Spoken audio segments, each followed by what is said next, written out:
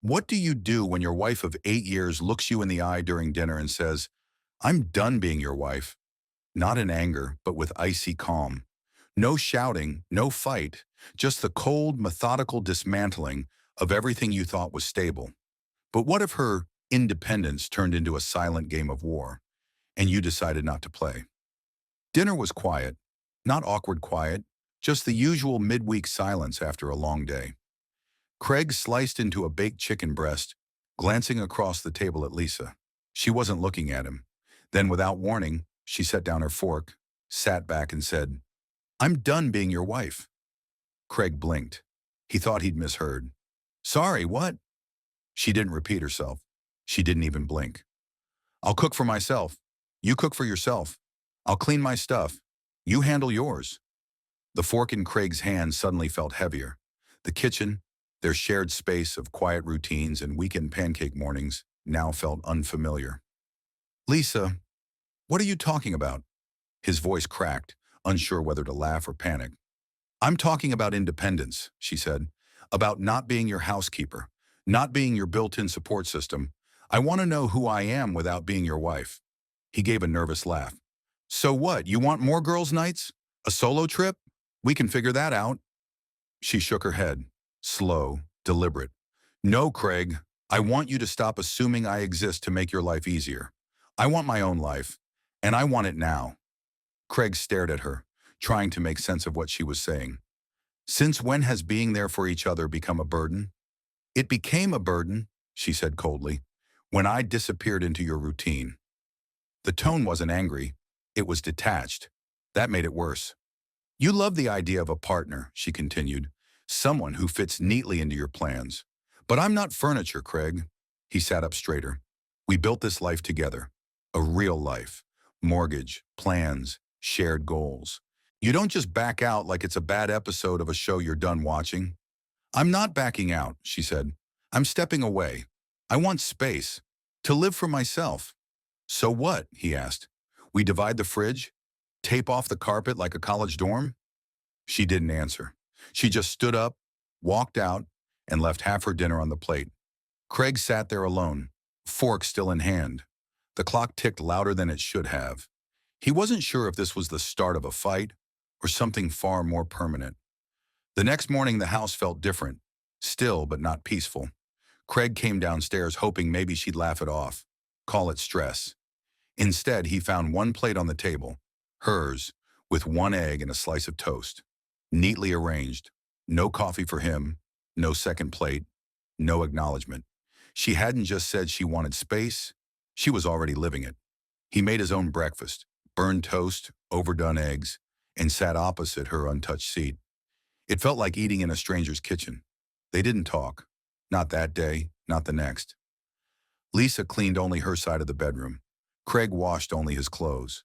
They cooked separately, ate at different times, didn't ask each other where they were going or when they'd be back. It wasn't anger, it was precision, polite warfare. Craig mowed the lawn, edged the driveway. He painted the front porch, something they'd always meant to do together. He saw her watching from the window, not coming out, just observing. Every silence between them now echoed. No yelling, no accusations, just distance growing like ivy. Even their dog, Baxter, seemed confused. He followed Craig around, then waited by Lisa's door. He wasn't sure who to stick with. Neither was Craig. By the end of the week, Craig realized this wasn't a fight. Fights blow over. This was structural collapse. Lisa had drawn a line, clear and silent, and Craig didn't know if this was her trying to leave or daring him to. But he wasn't ready to leave. Not yet. By day 4, the silence wasn't just awkward, it was policy. Craig vacuumed only his side of the bedroom. Lisa folded her laundry and left his untouched. Groceries? They were 2 separate lists now. Her yogurt, his milk, her vegetables, his frozen pizza. She cooked at 7. He waited until 9. Sometimes they crossed paths in the hallway like coworkers from different departments. No greetings, just nods. Sometimes not even that. What hurt most wasn't the coldness, it was the calm. Lisa wasn't angry. She wasn't trying to win a fight. She just disconnected.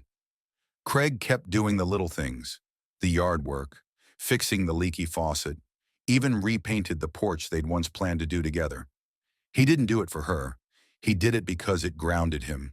Something steady to hold on to while everything else shifted beneath him. One afternoon, while he was trimming the hedge, he heard a familiar voice behind him. "Still keeping that lawn neat, soldier?" He turned. Jim, his best friend since high school, stood at the end of the driveway, holding a six-pack and wearing that same old Reds cap he always wore.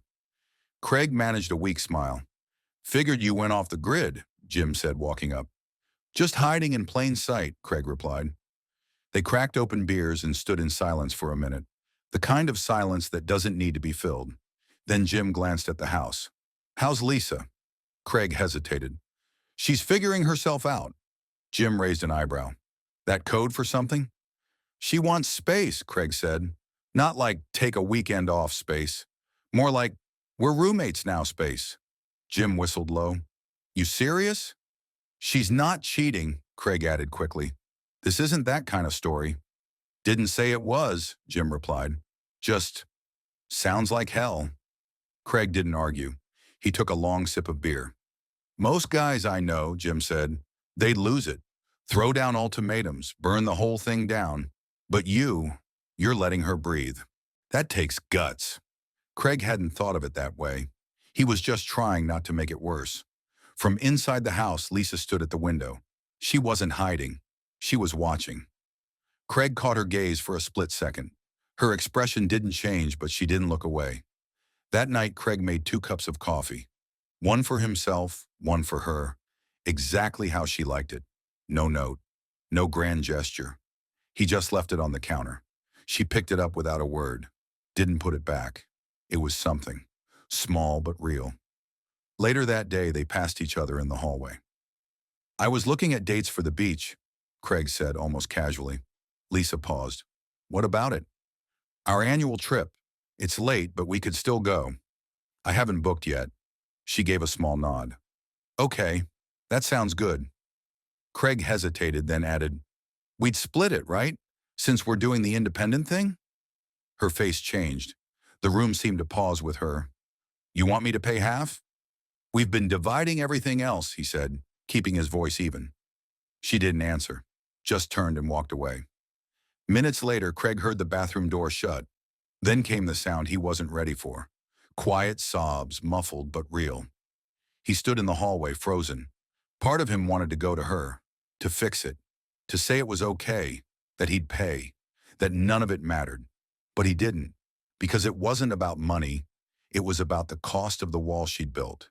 She was finally feeling it. He let her feel it. The next morning, she didn't speak. She sat curled on the couch, still. No phone, no distractions. Just there, like someone waiting for a storm that already passed but left damage behind. Craig started packing. A single overnight bag.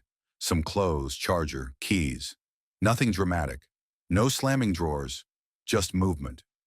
He didn't tell her where he was going. He wasn't running away. He was honoring her request. For space. As he passed the living room, she looked at him. No anger. Just questions in her eyes, but still, she said nothing. He walked out, loaded the suitcase into the trunk, got in the car, and sat there. Not because he didn't want to go, but because he did, and that scared him. The silence between them had become a third presence in the house, and now it was all hers. He turned the key, backed out of the driveway. As he reached the corner, Craig looked into the rearview mirror. Lisa stood at the window, unmoving. For the first time, she looked afraid. Not of him leaving, but of what staying alone really meant. Craig didn't drive far, just a few blocks, enough to prove a point without making a scene. He parked under a quiet maple tree, engine idling, hands on the wheel. He wasn't angry. He wasn't even confused anymore. What he felt now was something different. Clarity. Lisa wanted distance. He gave it to her, but this time it was real, tangible. She was alone in the house, completely. And for the first time, maybe she'd realized that independence isn't the same as isolation. 15 minutes passed. He didn't move. Then, without fully understanding why, he turned the car around. When he pulled into the driveway, Lisa was still at the window. She hadn't left that spot. Her eyes followed him, wide, uncertain. Craig stepped out, didn't rush. He looked up at her and called out calmly, "Lisa, I love you. I'd never leave without you." She disappeared from the window. Seconds later, the front door opened. Lisa came outside barefoot, still wrapped in her robe. Her eyes were red. Her steps were unsure. She stopped in front of him, breathing heavily like she'd just come in from a storm, though the air was still. "I'm sorry," she said. "I was wrong." He waited. "I pushed you away. I thought I was proving something, that I could stand on my own, that I wasn't just background. But I didn't know how to ask for more without tearing everything down." Craig didn't interrupt. "You didn't fight me. You didn't yell. You didn't try to win. You just let me unravel." He nodded slowly. "Because I didn't want to win. I didn't want to lose us." Lisa reached for his hand. He let her. "I thought I was setting boundaries," she continued, "but I was building a wall I didn't know how to get out of. I kept waiting for you to fail some invisible test I didn't even know I was giving." "I know," Craig said, "and I didn't leave to punish you. I left so you'd understand what that space you asked for really felt like." Tears slipped down her cheeks now. Real ones. Not dramatic, not performative, just quiet truth. "I didn't want space," she whispered. "I wanted to feel like I mattered, like you saw me. And instead of saying that, I made you invisible." Craig felt something shift in the air between them. The tension didn't vanish, but it cracked enough to let light in. They stood in silence on the driveway. No grand apologies, no poetic speeches. Just two people finally speaking without the filters of pride or performance. "I haven't booked the beach house yet," Craig said after a while. Lisa looked up. "Do you still want to?" He nodded. "But only if you'll come with me. Not as a roommate, not as a guest, as my partner." She gave a small nod. "Then yes, I want to go. And I want to come back different." Craig squeezed her hand. "Me too." They went back inside together. Nothing dramatic, just quiet steps, shared space, and a new kind of honesty beginning to take shape. The walls she had built didn't come down all at once, but for the first time in weeks, they weren't reinforced either. She let them sit in the same room again. She poured coffee for both of them the next morning. She asked how his day was going. Little things, but they mattered. Lisa didn't apologize again. She didn't need to. She showed it instead, through the effort, the consistency, the softening. Craig didn't gloat. He didn't keep score. He didn't remind her what she had done. He moved forward step by step, rebuilding what had cracked. The experiment was over. The silence had served its lesson, and now it was time to speak again. They didn't fix everything overnight. The morning after their conversation in the driveway, Lisa brewed coffee for both of them without a word. Craig noticed it, but he didn't overreact. No thank you, no commentary, just quiet acceptance. A small return to normal, but not the old normal. Something cautious, unfamiliar, but honest. They sat at the table, eating in silence. But this time, it wasn't the same. The silence didn't press on them like before. It gave space. Later that afternoon, Lisa asked if he'd take a walk with her. It wasn't much. A lap around the block. The kind of thing they used to do without thinking. But today it felt intentional. She kept pace with him, said nothing at first. Then as they turned the corner, she broke the quiet. "I've been scared for a while," she said. "Not of you, not of us, just of myself, of what I'd become if I didn't find some sort of control again." Craig didn't interrupt. "I kept waking up every day doing things automatically. Cooking, cleaning, helping, checking in on you, managing everyone else's mood. I thought if I stopped doing those things, I'd find myself again. But when I stopped, all I felt was emptier." "You didn't need to do all that alone," Craig replied. "I know," she said, "but I didn't know how to say, I need something to change, without making it sound like I didn't love you." Craig exhaled. "Lisa, I never wanted you to disappear behind the routine. I just didn't see it happening. That's part of why it scared me," she admitted. "I didn't know how to make it stop without burning it down. You could have told me you felt invisible. I didn't know how. I thought maybe you'd laugh it off, or say it was just stress. I didn't trust myself enough to believe it mattered." They walked in silence again, but it wasn't uncomfortable. Craig let her take the lead. In the following days, they didn't rush anything. Lisa moved back into shared spaces slowly. She started asking questions again about his day, about work, not out of obligation, but curiosity. Craig noticed her effort. He didn't respond with grand gestures. Instead, he mirrored it. When he did laundry, he folded hers again. When he made dinner, he asked if she wanted to eat together. There were awkward moments, some hesitations, but there was also warmth in small places where bitterness used to live. Lisa didn't delete her independence. She just stopped using it as a weapon. One evening, she walked into the living room while Craig was watching a movie. She didn't say anything, just sat beside him. They didn't cuddle, didn't hold hands, but they sat together and that was enough. Later, she said, I don't want to go back to how we were. I want better. Me too, Craig replied, but better's going to take both of us. I'm ready for that, she said. She started opening up more, about work stress, about her doubts, about the fear that she'd just become someone's support system and nothing more. Craig listened, not to fix it, just to hear it. He stopped assuming things too, about what she wanted, what she felt. He asked more, guessed less. The rhythm between them began to rebuild, not like it had been, but something healthier, more deliberate, fewer autopilot habits, more intention.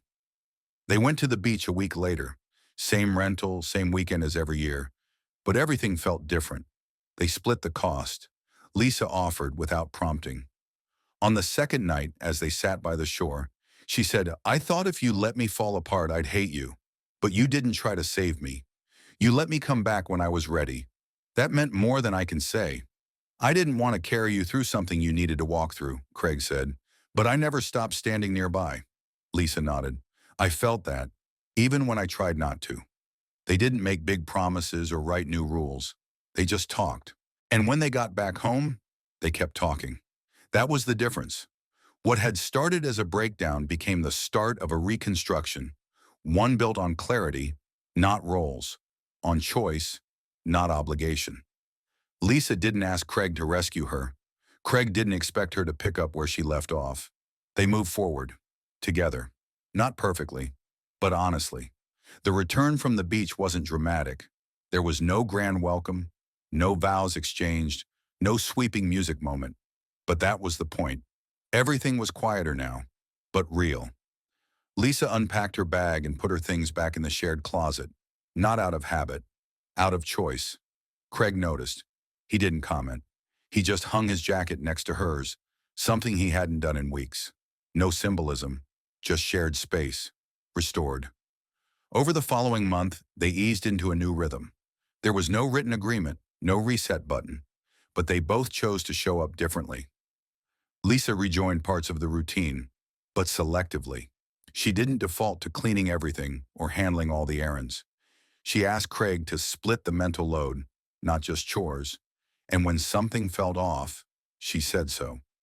Craig listened more carefully. He stopped assuming silence meant things were fine. He paid attention, not in a performative way, but because he understood now how easy it was to lose someone without ever raising your voice. They still had disagreements, but they didn't escalate into silent standoffs. They handled them with questions, not assumptions. One evening after a long day, Craig came home to find Lisa sitting on the porch steps. She didn't look upset, just thoughtful. You know, she said, I was waiting for you to break, to storm out, to prove me right. Craig sat beside her. And? You didn't. You just stood there and let me spiral, and that forced me to see myself. I didn't want to win an argument, he said. I wanted to understand what was broken. Lisa nodded slowly. I was scared you'd stop caring, but you didn't. You just stopped rescuing me. I didn't think you needed saving, Craig said. I thought you needed to know I'd still be here when you figured things out. That was the hardest part, Lisa admitted, realizing I asked for space, and you gave it, but it didn't feel like freedom. It felt like absence, and I missed you. Craig looked at her. I missed you too, but I had to let you feel what you were asking for. That night they didn't talk much more, but later as they lay in bed, Lisa turned toward him. I'm glad you didn't leave, she said. I wasn't going to, he replied, but I needed you to believe that I could. That landed with her, deeply, because for the first time, she understood that Craig's quiet wasn't weakness. It was strength, measured, respectful, and rooted in love that didn't demand control. A few weeks later, Lisa brought something up at dinner. I was thinking of seeing a therapist. Not for us, just for me. Craig nodded. That's a good idea. I want to understand where that pressure came from, she said. That need to burn everything down to feel heard. Whatever you need, he said. I also think we should do counseling together eventually, she added. Not because we're broken, but because I want to build better skills before we fall into old habits again. Craig reached across the table. I'm in. And he meant it. The story didn't end with one person triumphant. It ended with two people realizing that silence isn't always peace, and conflict isn't always chaos. Sometimes the hardest thing to do in a relationship isn't to fight, but to wait, to trust, to hold your ground with dignity while the other person finds their footing. Lisa had confused control with clarity. Craig had confused patience with invisibility. But in the end, they both came to see each other more clearly. And that changed everything. Their marriage didn't go back to what it was. It grew into something new, something earned, something chosen. Because love isn't about enduring everything. It's about recognizing when to hold space and when to step in. And sometimes the real victory isn't proving someone wrong. It's being strong enough not to prove anything at all.